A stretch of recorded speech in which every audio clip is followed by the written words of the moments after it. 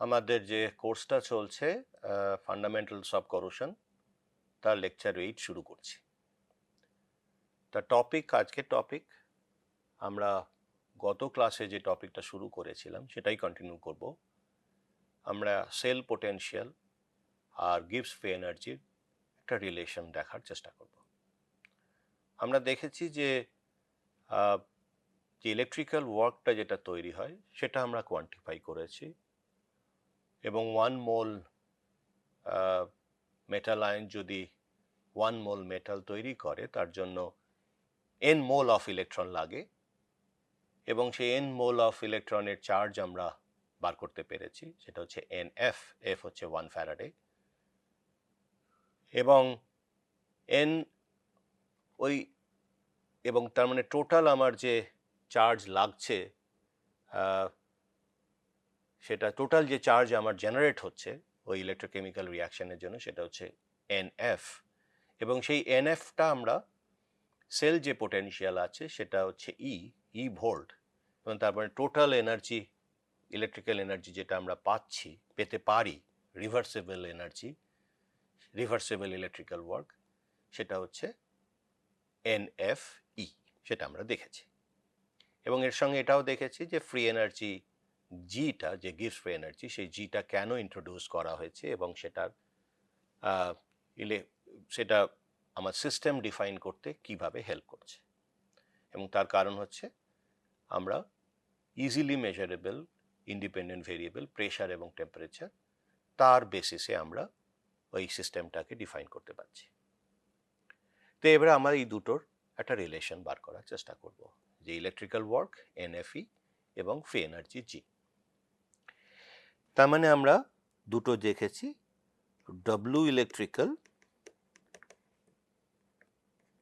Equal to NFE, F হচ্ছে 1 Faraday যেটার value হচ্ছে 96500 কুলম, n হচ্ছে নাম্বার অফ মোলস এবং সেটা আসছে mn plus plus ne equal to m, এই ইলেকট্রোকেমিক্যাল রিয়াকশন থেকে এসেছে। E হচ্ছে সেল পোটেনশিয়াল।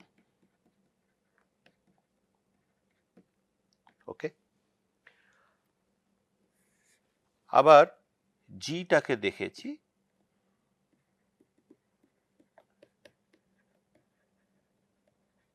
এবং সেটাকে আমরা লিখতে পারি VdP মাইনাস SdT এবং এখানে বলে রাখা দরকার এই সিস্টেমটা হচ্ছে ক্লোজ সিস্টেম, ফিক্সড সাইজ মানে হচ্ছে ফিক্সড মাস এবং ফিক্সড কম্পোজিশন। তার মানে হচ্ছে এখানে নো রিয়াকশন।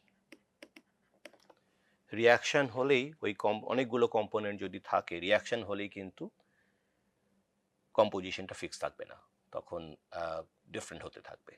সেই ক্ষেত্রে কিন্তু এই রিয়াকশনটা আমরা রিলেশনটা লিখতে পারি না, তার সঙ্গে কেমিক্যাল পোটেনশিয়াল একটা রিলেশন আসতেই হবে। আপাতত আমরা এই সিস্টেমের জন্য ধরছি এবং এটা ওয়ান কম্পোনেন্ট সিস্টেমের জন্য প্রয়োগ করা যাবে। তা এখানে এই রিলেশনটা পেলাম এবং সেখানে আমি যদি দেখেছি delta G PT equal to 0 এবং স্টেবল ইকুইলিব্রিয়ামের জন্য GPT should go to minimum, তখন সেটা স্টেবল ইকুইলিব্রিয়াম হবে। স্টেবল ইকুইলিব্রিয়াম হবে।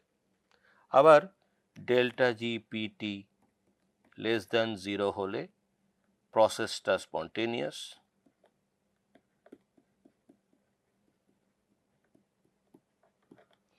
আর জিপিটি গ্রেটার দ্যান 0 হলে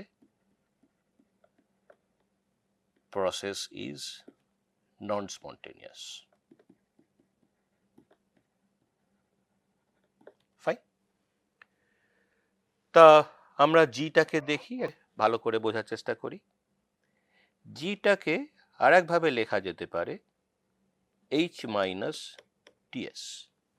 এটা একটা জেনারিক ইকুয়েশন এবং আমরা রিভার্সিবল কন্ডিশনে দেখব, কারণ এই ওয়ার্কটা হচ্ছে রিভার্সিবল ওয়ার্ক। তার মানে আমরা যদি সিস্টেমটাকে, ফ্রি এনার্জিটাকে অপারেট করার চেষ্টা করি, তখন আমরা এটাকেও রিভার্সিবল কন্ডিশনই দেখব। ফাইন। তার মানে আমি এটাকে করতে পারি এরকম করে, delta G instead of del G, মানে একটা ফাইনাইট চেঞ্জ দেখছি, ডেল এইচ মাইনাস, আমি এটাকে জেনেরিক, যেহেতু জেনেরিক মানে কোনো কনস্ট্যান্ট কিছু নিচ্ছি না, প্রথমে কোনো কনস্ট্রেন আমি ইম্পোজ করছি না, তাহলে আমি লিখতে পারি এটাকে G2 মাইনাস G1। আর একটা জিনিস বলে রাখা দরকার, জিটা হচ্ছে একটা স্টেট ফাংশন, এইচ হচ্ছে state function, T state function, a state function, এবং স্টেট ফাংশনের ডিফারেন্স বার করার জন্য কোনো একটা সিস্টেম যদি চেঞ্জ হয়, সিস্টেম 1 to 2, এই 1 to 2-তে গেল, 2 স্টেটে গেল, দিস আর 2 স্টেটস। আবার বলে রাখি, স্টেট মানে কিন্তু ফর্ম নয়, সলিড লিকুইড গ্যাস নয়, স্টেট মানে হচ্ছে সিস্টেম ইকুইলিব্রিয়াম স্টেট, এবং তখন সিস্টেমটা সেম ফর্মেও থাকতে পারে, সলিড স্টেট 1-এও সলিড থাকতে পারে, স্টেট 2-তেও সলিড থাকতে পারে, সেরকম গ্যাসও হতে পারে। ঠিক আছে, যখন আমরা এটা করব, তখন যদি আমি ডিফারেন্স বার করতে চাই ওই স্টেট ফাংশনের, তখন সব সময় আমরা স্টেট ফাংশন, স্টেট 2 অথবা final state minus state function, এখানে আমি করব স্টেট 1 ইনিশিয়াল স্টেট। ওকে, এইটা সবসময় মাথায় রাখতে হবে। আমি এইটাকেই কিন্তু সবসময় মেনটেন করতে হবে, এরকম কখনো করা যাবে না যে স্টেট 1 মাইনাস স্টেট 2। তার মানে এখানে G2 মাইনাস G1 হবে হচ্ছে H2 minus H1 minus T2 S2 minus T1 S1। আর এখানে H হচ্ছে এনথালপি, অফকোর্স T হচ্ছে টেম্পারেচার, S হচ্ছে এন্ট্রপি। ওকে, আর T হচ্ছে টেম্পারেচার, P হচ্ছে প্রেশার। আর একটা টার্ম আসবে, সেটা হচ্ছে U, সেটা হচ্ছে ইন্টারনাল এনার্জি।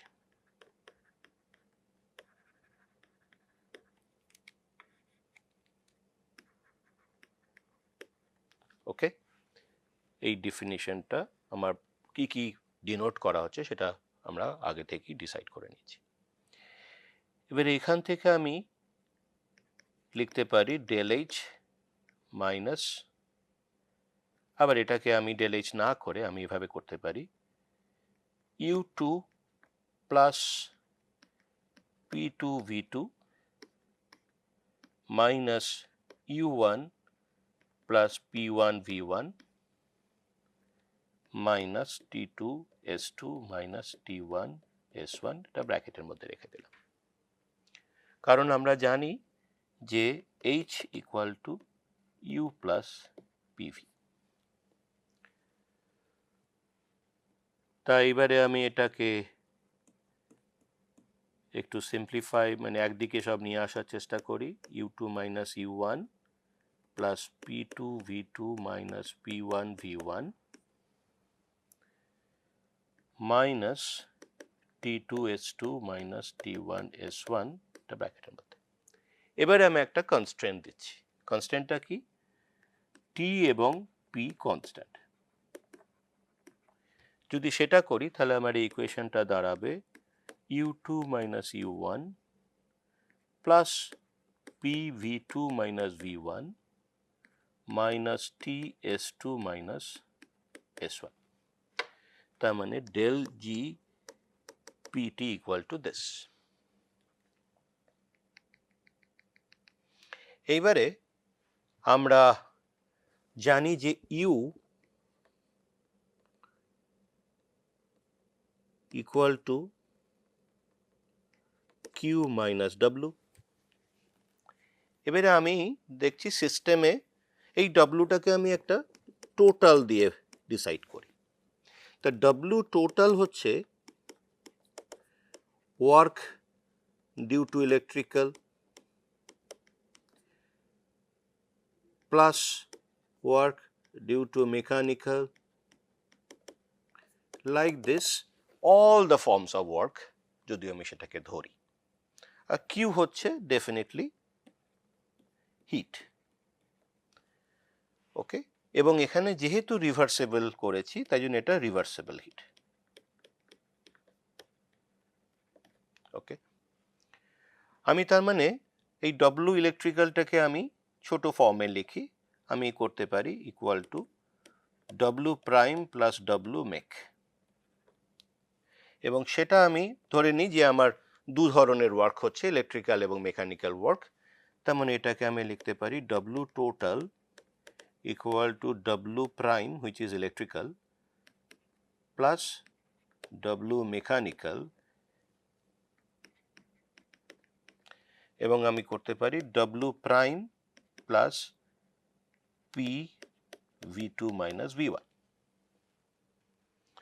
তার মানে এটাকে আমি ডেল্টা জি পিটি লিখতে পারি, এবং এটাকে আমি এইভাবে লিখতে হবে, সরি এটা ইউ নয়, ডেল ইউ মানে change in finite change in internal energy.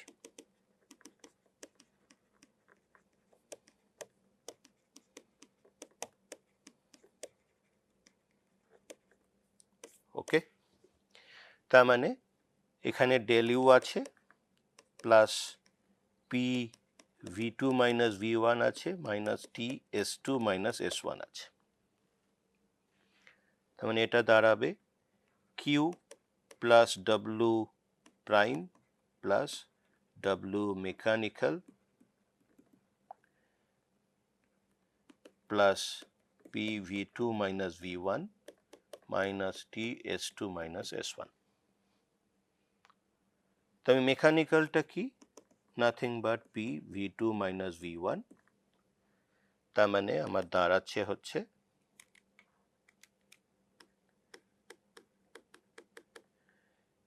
Q plus W prime minus T S two minus S one. এবারে কিউ রিভার্সেবলটাকে আমি দেখি, Q reversible, Q equal to, এখানে কিউটাকে কি রিভার্সেবল ধরা হয়েছে, ওটা nothing but S two minus S one. ঠিক আছে, তাহলে আমি আবার লিখতে পারি T S two minus S one plus W prime minus T S two minus S one is nothing but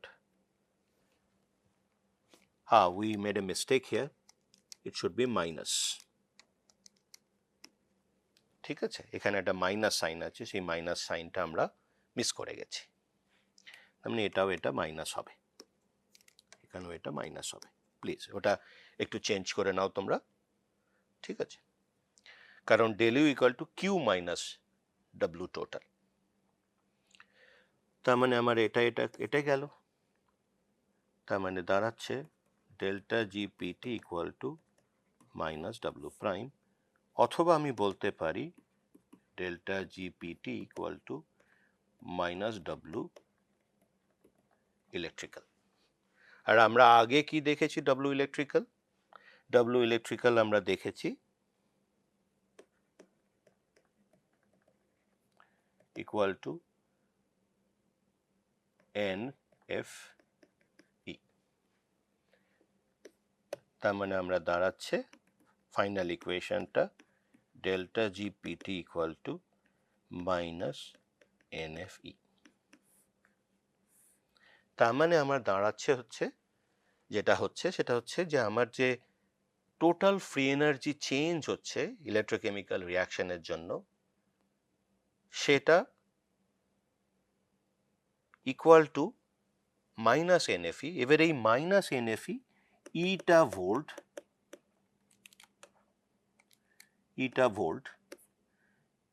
volt হিসেবে দেখা হচ্ছে, আর এটা হচ্ছে টোটাল হচ্ছে জুল, আর সবকটাই পজিটিভ কোয়ান্টিটি। আমি যদি গ্যালভানিক সেল যেটা কপার জিঙ্ক সিস্টেমে দেখে থাকি সবকটাই পজিটিভ কোয়ান্টিটি, তাহলে এটা পজিটিভ কোয়ান্টিটি।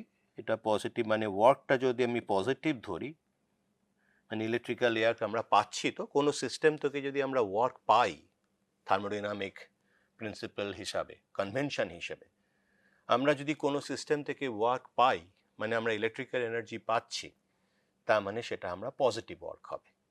আর যদি ওয়ার্ক করা হয় সিস্টেমের ওপর তাহলে সেটা নেগেটিভ এনার্জি হয়, ঠিক আছে, নেগেটিভ ওয়ার্ক হয়।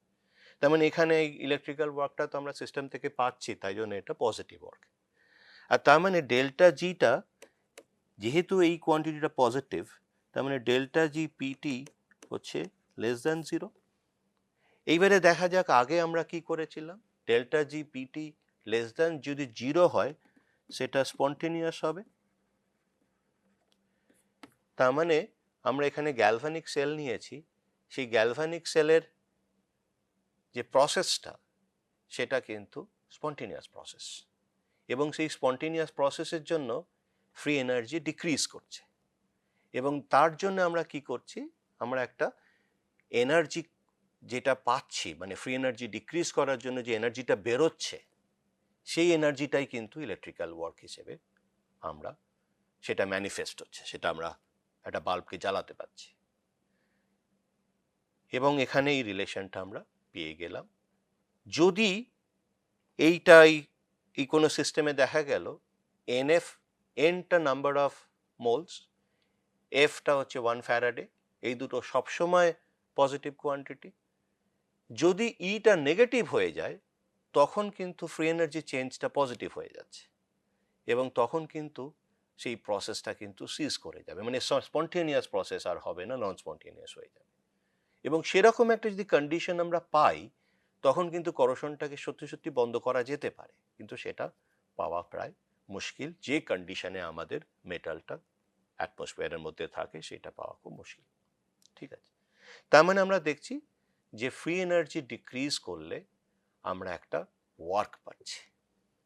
এইবারে যখনই আমরা এটা পেয়ে গেলাম, এবারে ফ্রি এনার্জি যে আমরা ফ্রি কেন বলছি, এই ফ্রির মধ্যে একটা শুধু এনার্জি কেন বলছি না, গিভস এনার্জি কেন বলছি না, গিভস ফ্রি এনার্জি কেন বলছি। এই গিভস ফ্রি এনার্জি কিন্তু এই ইকুয়েশনটা থেকে পাওয়া যাবে।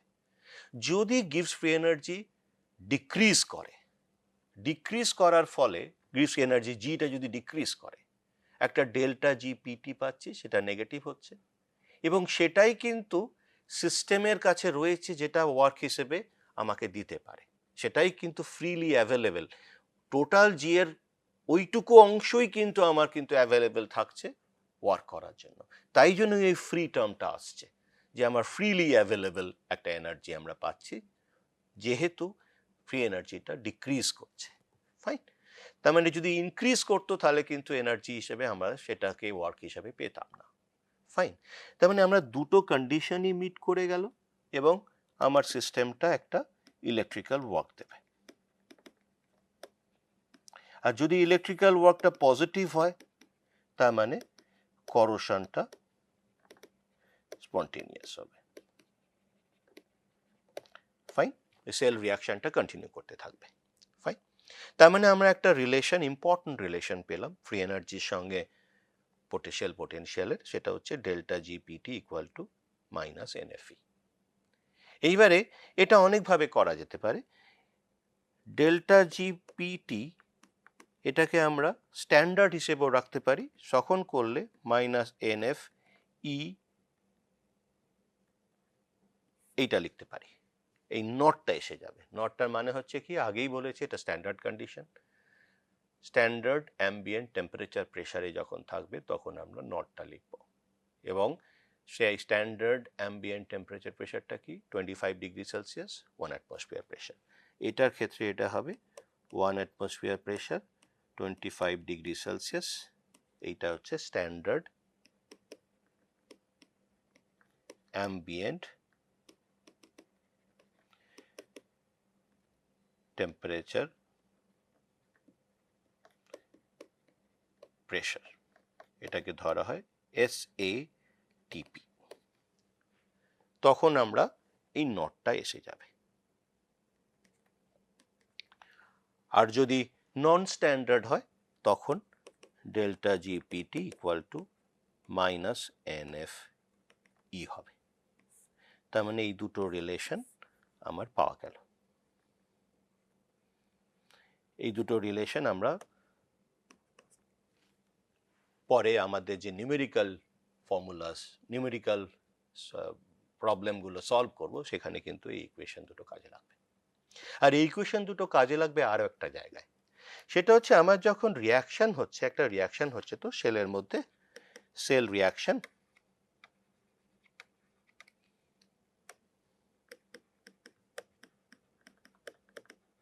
সেল রিয়াকশন হচ্ছে তো, যেমন ধরা যাক Cu plus plus plus zinc equal to zinc plus plus plus Cu plus Cu, এটাকে আমরা যেহেতু 2 প্লাস করতে পারি, এটাকেও 2 প্লাস করা যাক। এইটা হচ্ছে গ্যালভানিক, যে আমরা সেলের ড্যানিয়েল সেলটা নিয়েছিলাম সেইটার টোটাল সেল রিয়াকশন।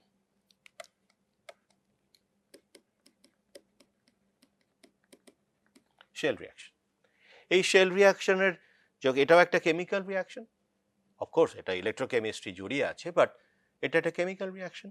এবং যদি কেমিক্যাল রিয়াকশন হয় এবং সেটা কিন্তু ইকুইলিব্রিয়ামে পৌঁছতে পারে, ইকুইলিব্রিয়ামে পৌঁছতে পারে যদি টেম্পারেচার অ্যান্ড প্রেশার কনস্ট্যান্ট থাকে এবং এটা যদি ক্লোজড হয়, ঠিক আছে। যদি সেরকম হয়, যদি ইকুইলিব্রিয়ামে পৌঁছে যায়, তখন এটার কিন্তু একটা রিয়াকশন ইকুইলিব্রিয়াম কনস্ট্যান্ট থাকবে। আমি সেই রিয়াকশন ইকুইলিব্রিয়াম কনস্ট্যান্টটাকে যদি আমি কে এ দিয়ে ডিসাইড করি, তাহলে আমার দাঁড়াবে হচ্ছে এ activity of copper, activity of Cu2 plus, activity of zinc, এই হচ্ছে, এটা হচ্ছে রিয়াকশন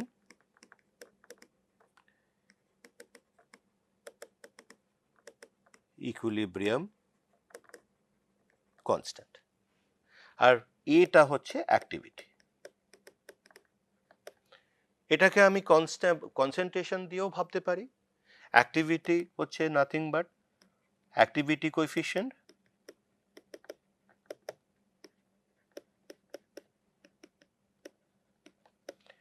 ইনটু মোলার কনসেন্ট্রেশন।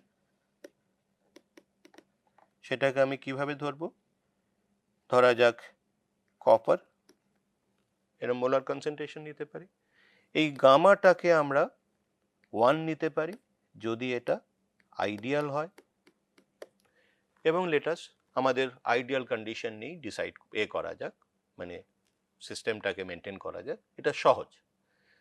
যদি নন আইডিয়াল হয় তখন গামাটা 1 হবে না, পজিটিভ মানে মোর দ্যান 1 হতে পারে অথবা লেস দ্যান 1 হতে পারে। সেটা একটু কমপ্লিকেটেড হয়ে যায়, তখন গামাটাকে নিয়ে আসতে হবে। আর যদি আমি আইডিয়াল সিস্টেম ধরে করে নিই, তাহলে আমরা কে, এটা মোলার করতে হবে, এটা কে মোলার ধরা যাক, তাহলে আমরা লিখতে পারি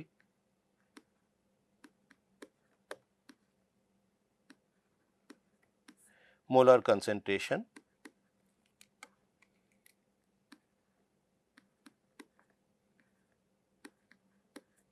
ঠিক আছে। এইটা হচ্ছে, ওপরটা হচ্ছে প্রোডাক্ট আর নিচেটা হচ্ছে রিঅ্যাক্ট্যান্ট। ওকে ফাইন, এটা যেটা প্রোডাক্টটা হচ্ছে সেটা ওপরে থাকবে আর রিঅ্যাক্ট্যান্টগুলো নিচে থাকবে, ঠিক আছে।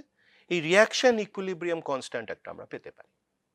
এই রিয়াকশন ইকুইলিব্রিয়াম যেহেতু একটা রিয়াকশনের জন্য আমার ইলেকট্রিক্যাল ওয়ার্কটা পাওয়া যাচ্ছে, তার মানে এই রিয়াকশন ইকুইলিব্রিয়ামের সঙ্গে, ইকুইলিব্রিয়াম কনস্ট্যান্টের সঙ্গে নিশ্চয়ই একটা সেল পোটেনশিয়ালের রিলেশন থাকবে। ঠিক আছে, তার মানে আমি দেখতে, যেহেতু আমার ইলেকট্রোকেমিক্যাল রিয়াকশন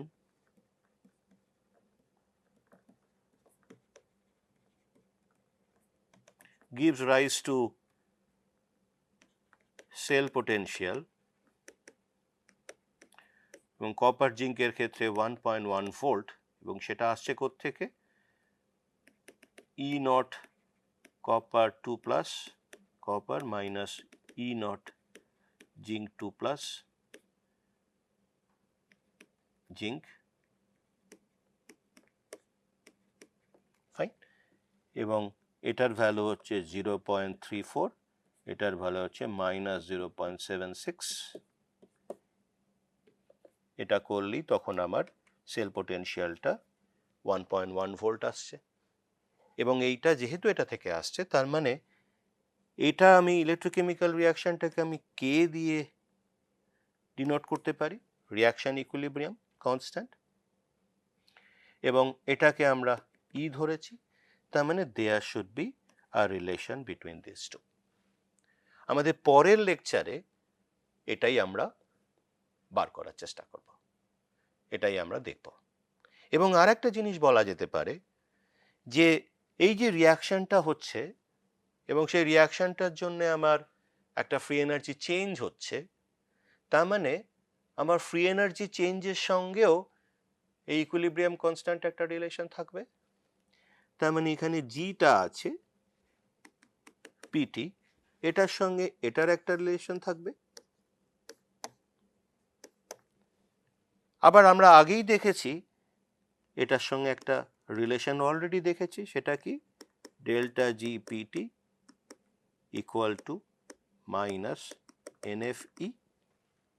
আমাদের এই যে রিলেশন দুটো, এই একটা রিলেশন, এই একটা রিলেশন, এই দুটো রিলেশন কিন্তু আমাদের বার করতে হবে।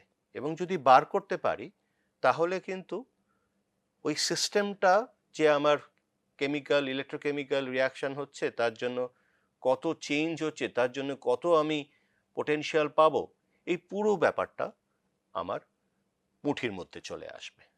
ঠিক আছে, তা আমরা আপাতত এখানেই শেষ করি।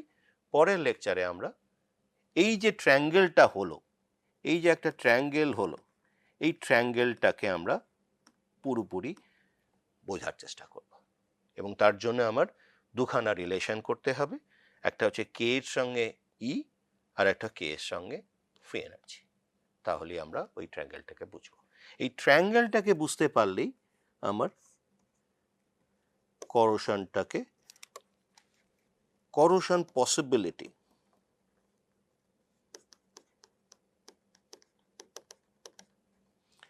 আমরা পুরোপুরি বুঝতে পারব।